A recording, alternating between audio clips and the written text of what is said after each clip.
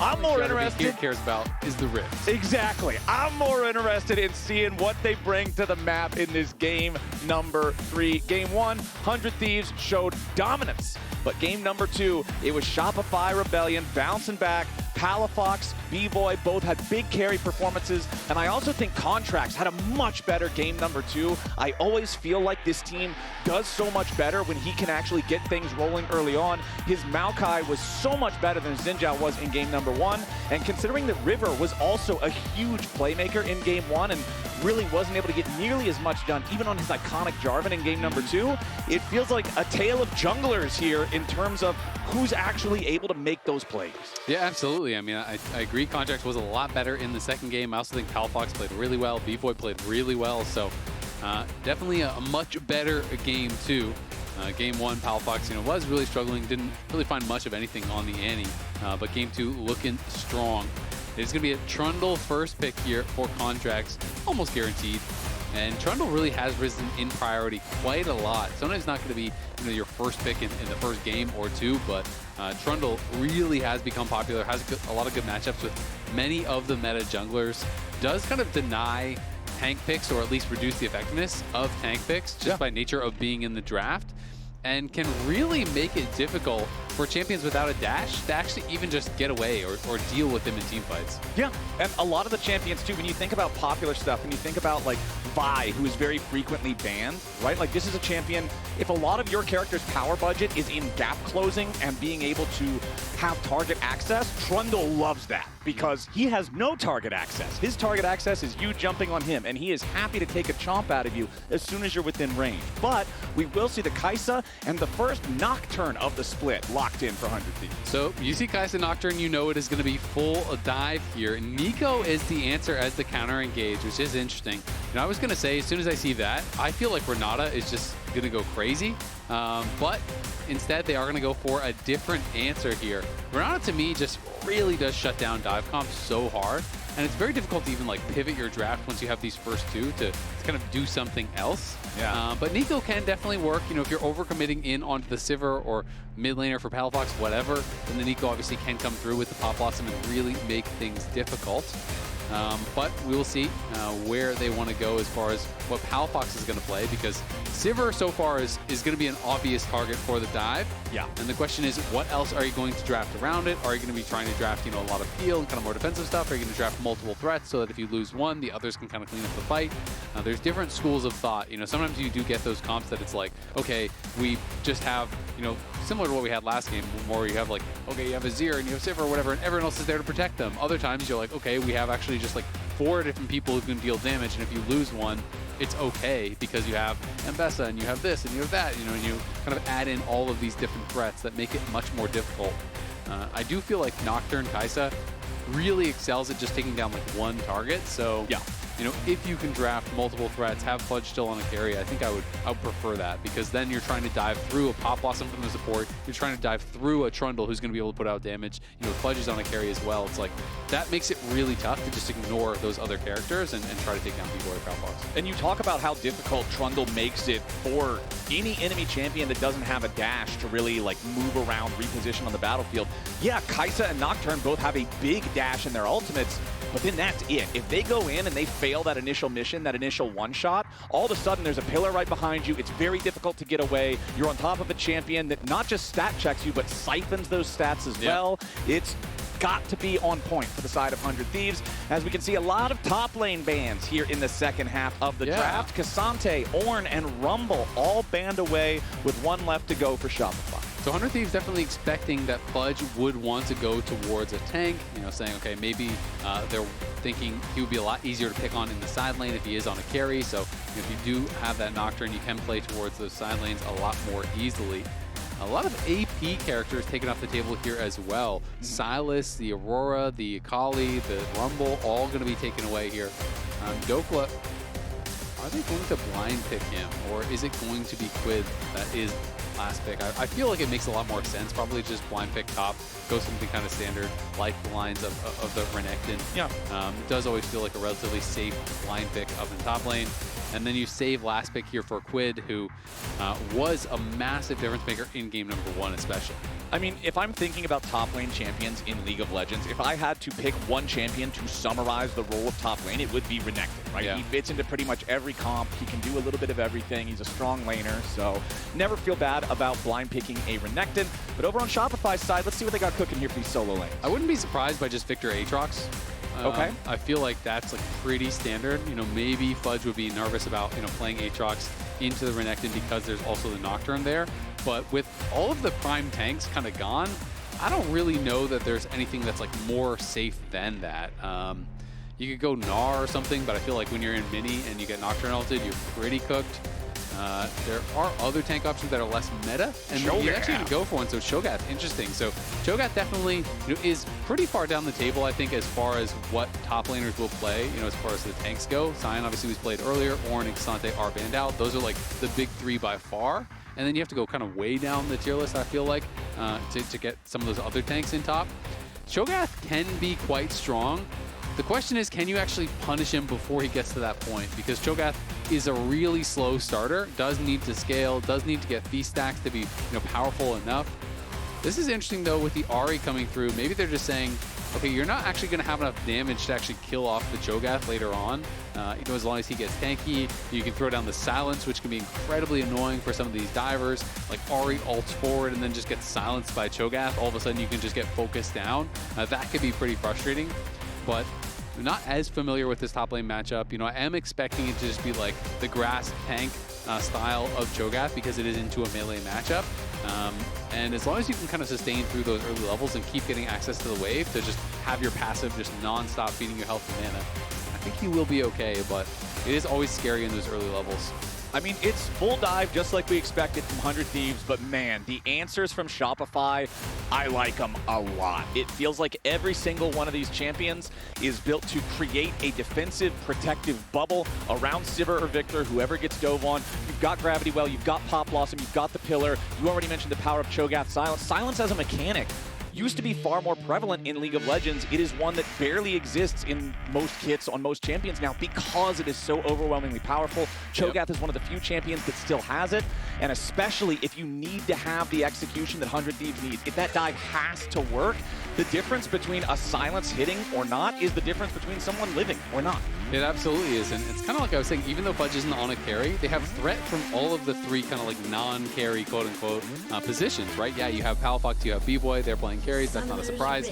But Trundle actually does a lot of damage. Trundle is difficult to fight through. The Neeko support has really good counter engage, and it's not just the silence that's going to be frustrating from Fudge. You're going to go in and you're trying to dive past the Cho'Gath who's going to silence you, potentially knock you up, and then Feast is going to be like 1,000 true damage right in your face. So it is going to be difficult to pull off, but if Shopify fall behind, things can definitely get tough for them. All right. So in other words, we need to see how well 100 Thieves can get ahead early and then keep snowballing that pace. Because I feel like if they don't get ahead, then yeah, where's the kill power towards the Cho'Gath? How do you fight through the Trundle? Like, how do you deal with Viktor's incredible scaling? Yeah, I think it's going to be really tough, and they don't have great scaling to even play through side lanes with the Nocturne, so I'm concerned about 100 Thieves draft, but Dhokla, he talked about it in my interview with him earlier. Contractz was saying he'd been out of commission for a while. Dhokla's like, I've been in commission. I've been playing more solo queue than anyone. 1,200 games played this split, so definitely playing a lot.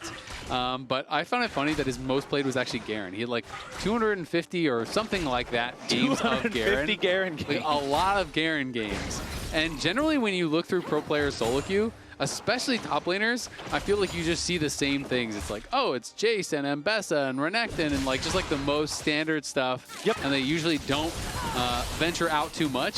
So seeing Garen games is sometimes a surprise anyway, but seeing the most played by Garen is like, whoa. It's like, I'm kind of hoping he breaks that out now, Yeah. I'm not going to lie. Like, a little bit disappointed that we didn't get any Garen this series, Come on, but Dhokla. we'll see. We'll see. There's still plenty of league left to play throughout the split. Eyla throughout the Zenith Blade there, but does not find a target onto Seos or Bvoy, as Seos will get a little bit of damage there, but top lane seems to be going Dhokla's way here early on. Like you said, it takes Cho'Gath a little bit of time to get going. And I mean, the biggest thing is, can you deny Cho'Gath access to the wave? If you can do that, Cho'Gath will really struggle. The reason he's so tanky in lane is because of this thing, right? Is because every minion that he kills, he is getting health and mana back. Carnivore, it's 20 health as well as 5 mana for every minion that you do kill. So, and that's just at level 2. It scales up, yeah, right, as he levels. So it does get really difficult to actually take him down, but the question is, how does Dhokla want to play this out? Quid is getting really low, though. He's kind of getting blasted right now in these trades. Yeah, he is not having fun over there in mid lane with the Ahri. Barely 100 health to his name, as it looks like we're going to see Shopify go ahead and use that priority from the bottom lane to push up together with Contractz, steal away the enemy blue buff, deny that from River's Nocturne. Kind of reminiscent of Game 1, where we saw Seos getting involved, pushing into the enemy jungle, helping to deny things from River. And you want to be able to keep this Nocturne down. Now he's seeing, like, is there an angle for a gank? But he's actually warded out. There's 3 wards in his jungle on that bottom side. So they have full information of him. And being able to delay the Nocturne is really, really good, because all this guy wants to do is farm to 6. And that's kind of your MO the entire game, is you farm, your ult's up, make a play, and then right back to farming, because this champion generally does not do a lot without the ulti. But if you can be successful with those ganks, it can be huge. Here comes Dhokla, though, looking for a potential angle. Yeah, should just be able to slice forward and get a stun at least. There we go, Ruthless Predator. A little bit more damage. Palafox, though, cool and confident, knows that Dhokla can't kill him without overcommitting, so does not waste the flash. Yeah, and Dokla's just running straight down towards bot side, so they're actually pulling off a swap here. He gets this chunk down onto Palafox, and now the TP in is very aggressive. Oh boy, yeah, Dokla's still here. River is right here. The teleport's coming up. Palafox lands and flashes, because if he doesn't, he's in trouble. Yeah, he knew Dhokla and River were around, but I guess his assumption was Dhokla would have just continued his path down towards bot. Now River in trouble. Yeah, River immediately finds himself in a 1v2 against the Cho'Gath and Trundle combo, and Contractz takes him out. Fudge working together there with his jungler gets the better of 100 Thieves. Yeah, Dhokla makes a good roam, but Fudge makes an even better one from the brush, lands the knock up there, and then Contractz able to come in. They get the flash off of River, they get the kill onto the Trundle, and that is going to be a problem. Trundle from ahead, so strong. You finish that Triforce early, you are just slapping people up. You can win 1v1s pretty easily against a lot of carries. FBI and Eyla a little bit late to be matched, though, because Fudge was slow to go back to base off of that. And both top laners have not yet used their TP, but Dhokla hasn't even based. So Dokla's hanging around. He obviously wants to be able to catch this wave, but I am nervous for him being able to catch it. And instead, he's actually just going to go right back towards mid once again. Okay, they're looking to put the pressure on Palafox over here in the mid lane. Gravity Well is used, but the charm already connects onto the Viktor. Palafox knows he ain't going anywhere. The Q return spells doom for the Shopify mid laner as Quid cashes in. Now the question is, can Dhokla actually catch this wave on bot side? Is crashing just about now, so I want to see how many minions he's going to lose. Looks like he lost the melees, but most of the range will be there, and the next wave will be coming in. So, I mean, Dhokla has been roaming a ton, right? Like, that is his third trip through mid lane. So he is going to be sacrificing his own experience, his own lane a little bit. You can see, well, we'll check in how far down he is in experience once he catches this whole wave, but for now, he's about half a level behind where Fudge is, as well as some farm. So the question is going to be, like, can Quid pay this back now, right? Because Quid has gotten a lot of help. Palafox was giving him the hands in the 1v1 early, but a lot of pressure put in on Palafox, plus a pretty aggressive TP, meant that eventually he does get taken down. And Quid and Dhokla still have their flash. Palafox, of course, will not. So you have to be worried about, River hitting 6 with no flash on Palafox. They're likely to just look for him once again and continue trying to pick on Palafox. Well, River's going to go ahead and start up the Drake right now. Remember, the Cloud Drake early on does do quite a bit of damage, especially if you're attempting to take it without help. So that means Dhokla does at least need to hang around the area, make sure that nobody from Shopify can move over, interfere with River taking this. He's going to pick up some honey fruits there to keep his HP nice and high. Yes, there is the control ward in the pit that sees what's going on, but Shopify doesn't have anybody nearby to try to contest it. So this should be first Drake over to 100 Thieves for free, as Fudge is just going to keep on farming up here with the Cho'Gath. Critically, though, he has not used the Feast on a minion. Sometimes you'll see Cho'Gath hits level 6, immediately just chomps the first minion he can find to get that on cooldown. But I think since there was the Drake available, since there was the possibility of a fight, he wanted to hold on. Yeah, exactly. I mean, it's always kind of that thought process of, if you think you can make a fight happen and get a kill potentially, then you want to hold on to your Feast. If not, you should just use it and get stacks, right? You kind of have to make that judgment on what it's going to be. As Palafox again gets a great trade onto Quid, uses his ult and just chunks him very, very low.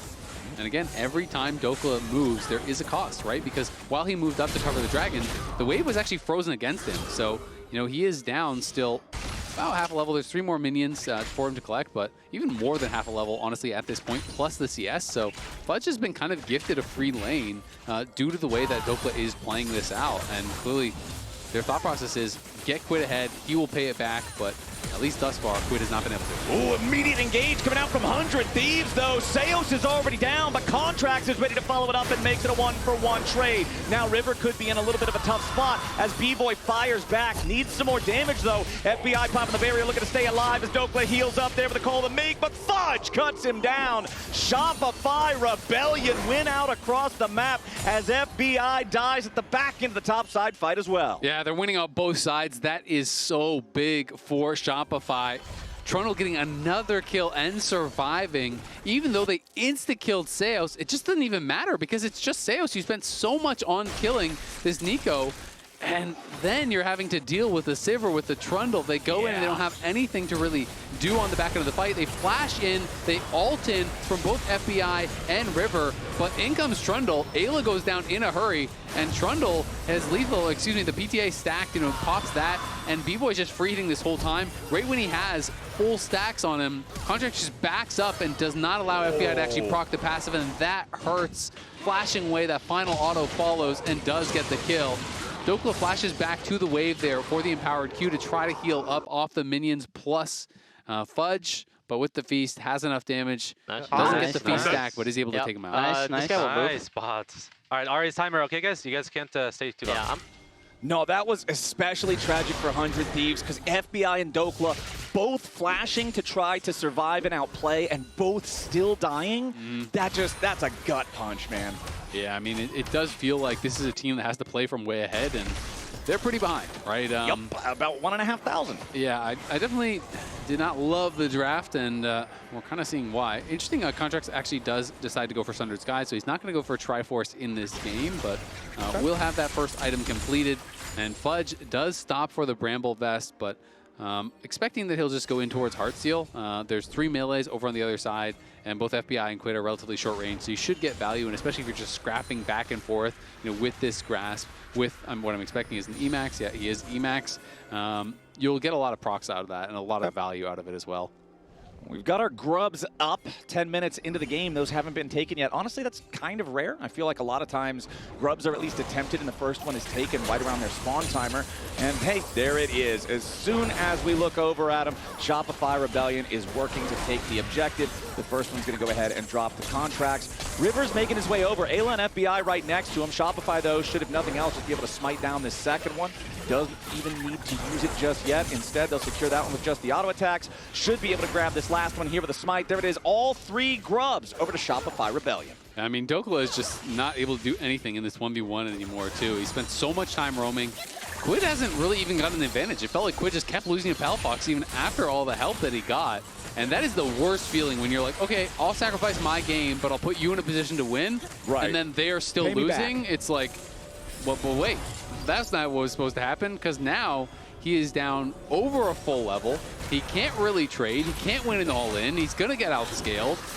So that is just brutal. And the amount of wave clear that Shopify has between the Sivir and this Viktor means that if they don't want to fight and they just want to sit and farm, they can do that. So 100 Thieves, I'm not really sure where they go from here other than just kind of showing up to objectives and hoping you one-shot the carries. They go in. That's the only place they can go. That is the only thing their draft allows them to do. They must go in. We'll see how well they can do it. They've got the, what's that thing? Experimental Hexplate completed there for River on the Nocturne. Black Cleaver finally done for Dhokla there on the Renekton. But it's like you already said, Fudge on this Cho'Gath is so comfortable in this side lane now. There's not really any chance for Renekton to go in and, like you were talking about earlier, force you off the wave, force you to have to play so respectfully of him. Sure, he combos you. Okay, maybe he takes off a quarter of your health. All right, you just eat the whole wave, and now you're back to full. Yeah, the only concern is, let's see this. Hold on. Seos could be in a little bit of trouble here. Wants to turn around onto FBI. Gets a 2-man Pop Blossom as River tries to dive in, and FBI chasing now after his opponent. Bvoy survives for the time being, but FBI down to 200 HP has to continue making some space. Palafox and Contractz are here. Nobody on 100 Thieves dies, and they get their pick. Yeah, the one thing I was going to say, only concern for Fudge, still 0 feast stacks, and we're 12 minutes in. So he's not using them on the wave at all. He did get a kill with his feast, but it was not a killing blow, so you don't actually get the stack.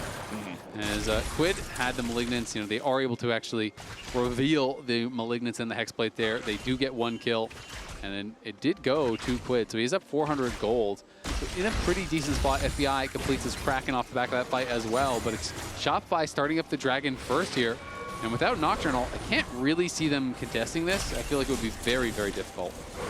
Quid's going to walk up past the Trundle pillar here. He's going to see Palafox waiting around nearby. Gravity Well slows Quid down, but it's not like it will be able to lock him up. Now that we've got Seos also in the area, Contractz should have full confidence to be able to finish off this objective. But Quid and Eyla are seeing if maybe there is a trap to be set. Maybe they can catch Palafox unawares, but that's not going to happen. The Death Ray so effective at just clearing out these waves instantly now, as Seos and Contractz thinking about maybe an opportunity for a dive, but they think the better. Yep, not going to look for that, knowing that Eyla is around. Fudge definitely needs to start just feasting Someone minions. Feed this Cho'Gath. Feast some minions. He's hungry. I feel like you get into this like sunk cost fallacy sometimes as Cho'Gath, where you're like, okay, I'm gonna save it because maybe I could kill him, and then there's no fights, and you're like, well, I already saved it for this long, so I gotta keep it just in case there's a fight. Because what if I use it on the minion, then he fights me? And it's just like, well, you're just not getting any stacks, right? And it is a lot of health that you are gaining, and of course the health then does scale with your feast, and it all kind of feeds into itself. So we'll see if he's going to use the feast now, but eat one of them. Chomp it. Eat it. You know you want to. Eat the minion. Eat it. Nope. Nope. Okay. All right. 14 minutes in, no feast stacks. That might be a first for me. Wait, no, there's 4. Wait, is there? Or wait, maybe that's the Otacon flower. No, that's the Otacon flower. I'm stupid. Okay. I was like, wait, am I blind? No, my bad. That was an Otacon flower. I was like, wait a second. Minions chomped, 0 pets gobbled, 0 monsters eaten, 0 dragons consumed, 0 epic monsters ingested, and 0 champions devoured. They each have their own little descriptor. The Cho'Gath is hungry, but he's like owning. Like he's way up in lane. He just doesn't have any feast stacks. We need one of those. He's just not hungry. He already ate. You know those sad pet commercials with Sarah McLachlan where she says that you can like with the eyes of the angel in the background. Yeah. With the arms of the angels. That's what we need for Cho'Gath because he's hungry. For $1 a day, you can help Cho'Gath find himself some feast stacks. You too can feed yordles to Cho'Gath. Every $1 is another yordle fed into the gaping maw of Cho'Gath. They're very cost effective. You know what? For Teemo, I'd spend 5. Yeah. There's another trip to Vandal City. Just grab a bag full of yordles and feed them to Cho'Gath. He's starving out here, Flowers. Somebody help him. You know, Riot dev team, you know what you guys should make? A special custom version of skee ball, where instead of the normal holes to sink the balls in, it's Cho'Gath mouths, and the little balls are yordles, and you're just bowling the yordles into the Cho'Gath. There's a whole bunch of stuff we could go. I was thinking, Hungry Hippos, but it's Cho'Gath and yordles. Yeah. That would be really good. That would hit. Yeah, that would play that. Be pretty legit. I would play that game. Yeah. That would be good. We could use that for tiebreakers.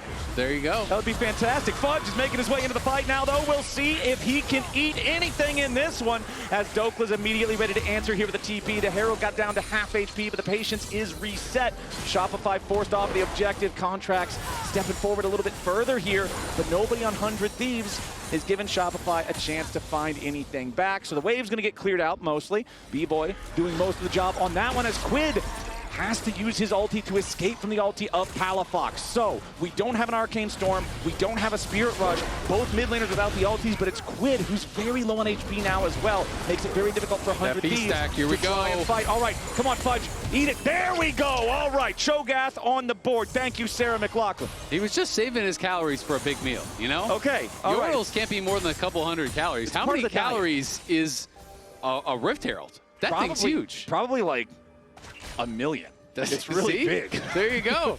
He didn't want to waste his calories on some Yordles. Right. He was saving up for the big meal. Why have a TV dinner when you can have a gourmet feast, like 7 courses? Dad's barbecue and steak. You just got to hold out. Yeah, all right, okay. I can respect it, Fudge. Quid is making his way back up here, but without an ulti, Ahri might as well be a cannon minion to a Cho'Gath. Like, there's just absolutely no Even threat. with the ulti. Yeah, okay, fair enough. He doesn't really ever do anything to the Cho'Gath. River is hanging around here, but even with Nocturne and Ahri together, it is pretty hard to kill Fudge. You can see FBI was also pathing up towards this direction, but Fudge is going to back away. Yep, Fudge is just going to back it off. And Shopify just going to keep doing what they're doing. I think they're just going to keep farming and scaling and saying, you know what, we get more from this than you guys do, and we have really good wave clear. Honestly, all three, between the Sivir, the Cho'Gath, as well as the Viktor, can clear waves out quite effectively. And there's just not really like a great lane to play towards. Clearly, all the eggs have been kind of put in the Quid basket here early on. 100 Thieves had Dhokla go mid lane 3 times in a row. River's kind of trying to help him and so on. But even with him getting 2 kills, every time we look at mid lane, he's just getting beat by Palafox, right? Like every time we look at those 2 mid laners, the trades are going Palafox's way. They have not been able to find any sort of an engage to actually chain kill off this Viktor that they put the pressure on early. And you mentioned all of this wave clear on the side of Shopify, which also poses another problem for 100 Thieves in that I don't think they can ever end this game without a bear. Yeah. So unless you can get yourself to a point where you can force that, it's a real tall task to put yourself in a spot to really try to lock the game in. As we can see, Shopify stepping forward, wanting to contest here for the 3rd Drake of the game. It's 1-1 so far, so not an emergency for either side if the other one gets it. Dhokla already using the dominance, though, forced back by Palafox. Nocturne ulti's not doing a whole lot here as River is trapped inside the pit having to deal with Contractz. Sayos goes in for the Pop Blossom. He only finds FBI, but that's a pretty good target. 100 Thieves trying to scramble a little bit now as Shopify run forward. Fudge needs a little bit more damage and Quid is gone. Dhokla into the back line causing some trouble for Shopify, but not enough. Shopify Rebellion, they'll take the 1 kill, they'll take the Drake, they'll take the fight. Yeah, nicely done there by Shopify. Able to get quite a bit off of this, and we're just seeing it just feels like a lack of damage. They can't actually get through. Ayla in some trouble, but FBI and River are there to cover. And it's just been really difficult for them. You know, you see River pop the ulti, and he's like, wait, who do I go on? It's like, what? And then the entire time, he's getting beat to death by Contractz' Trundle. Like, he couldn't actually ult really in on Palafox. On the other side, there was multiple members that were stacked up. If he ults over there, he's just going to get devoured by the... The observers just did him so dirty. He missed the P-stack on the cannon. All right, we need to air the commercial again. That is crazy stuff that we went to that. But this is, River pops the ulti. He's like, wait, where do I go? Like, I can't ult in over towards Bvoy and Fudge or I'll die. I can't ult in towards Palafox or I'll die. And I'm losing the fight in towards the Trundle. So Fudge is pushing through. Yes, he does eventually get low and has to run, but I mean, it's looking tough. Contractz feels completely uncontested. You know, that would have been 2 kills if Feast was off cooldown. I have Sonya's already, guys. True. The game is I'm over. sorry, Fudge. Don't hate me when you watch the VOD back.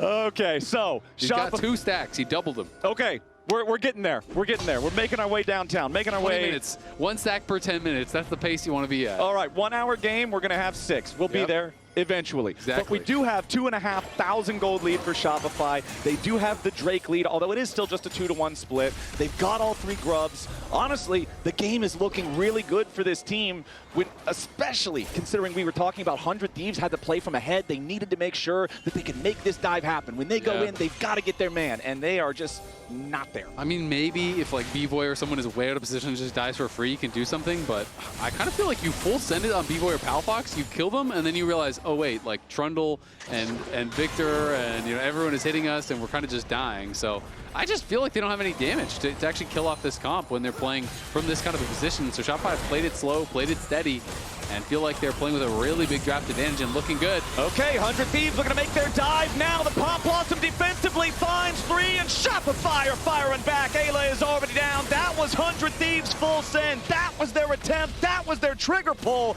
and the gun blew up in their hand. Yeah, that one's feeling like a little bit of a death knell there for them, as now Shopify going to go right down to Otacon.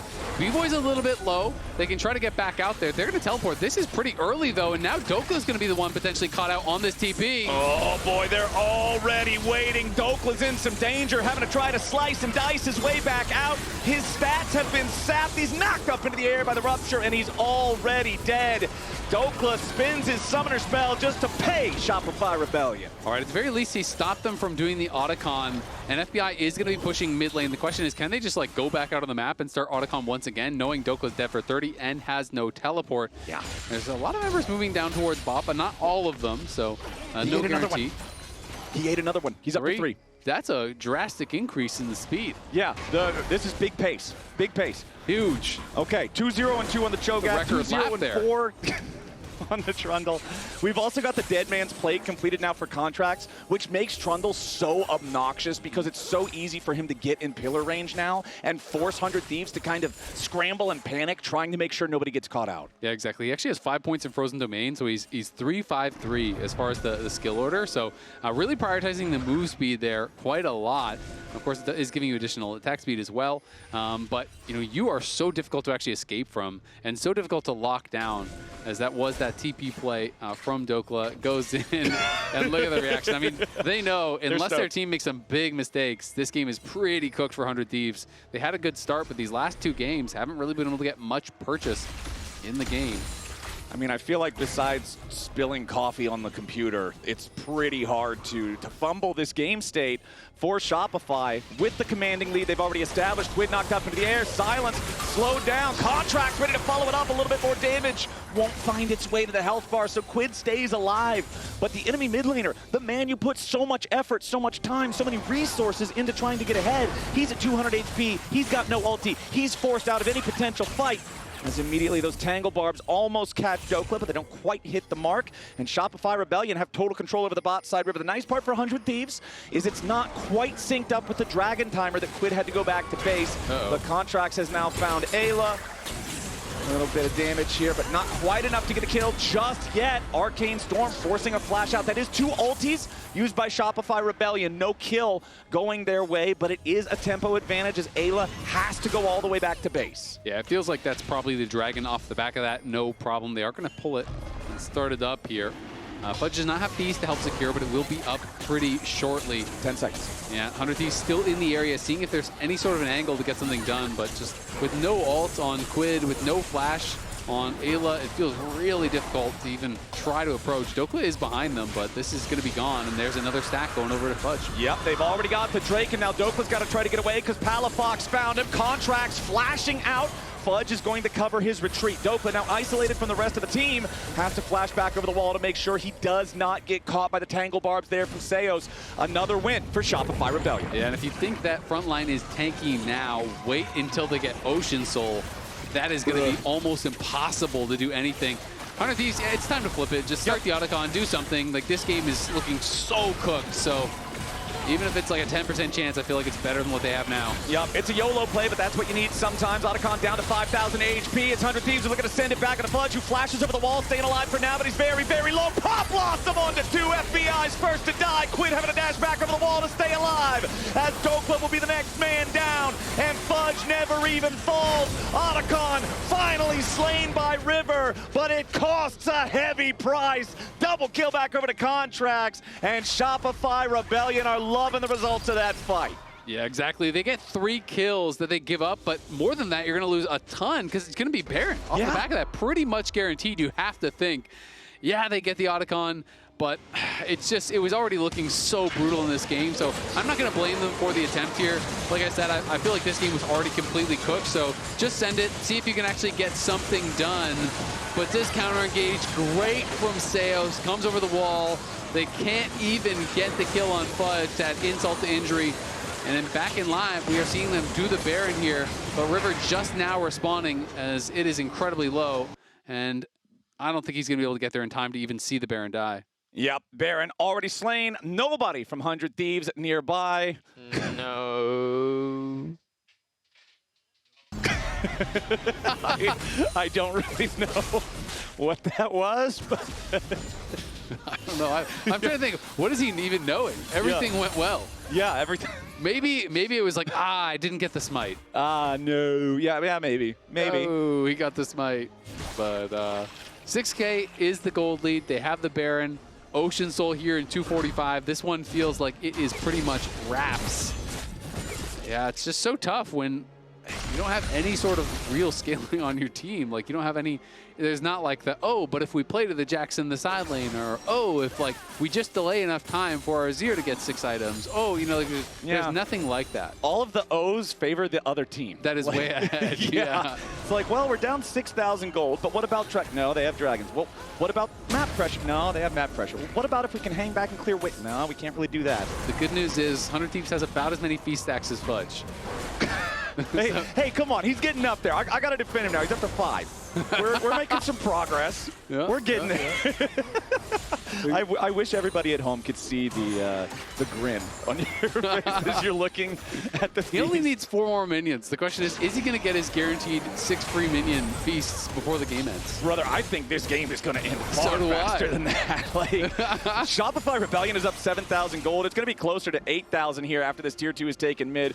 Okay, I guess it'll bounce back closer to 7.5 because Dhokla is at least going to get the tier Check the 1 bounty. turret top lane. That is the first turret that 100 Thieves have acquired in 28 minutes of gameplay. It's a rough one. River's going in, though. Paranoia already popped. Ayla tries to hop in first, but immediately takes a ton of damage. Seo's staying alive for now, finds the pop loss, and River is already dead. Dhokla makes his entry into the back part of the lines of Shopify, but it will not matter. 100 Thieves, they have no damage. They have no chance. They have nobody left alive. A triple kill for the Viktor of Palafox. A clean ace for Shopify Rebellion, and that's your game-winning team fight right there. They're going to take down 100 Thieves. And Shopify Rebellion going to continue their winning ways here, move to 3-0 as far as the match score is completed.